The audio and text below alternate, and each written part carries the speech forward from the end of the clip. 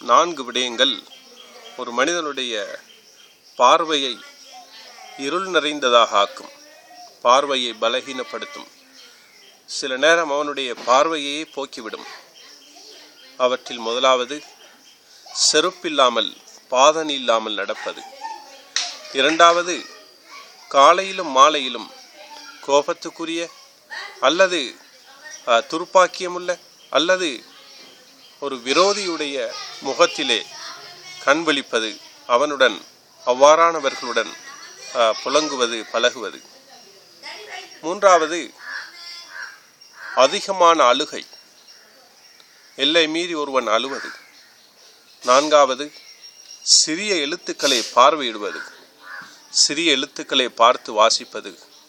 இவைகள் அனைத்துமே ஒரு மனிதனுடைய பார்வையை மங்கச் செய்யும், பலகீனப்படுத்தும், சில நேரம் அவனை குருடனாகவே மாற்றிவிடும்.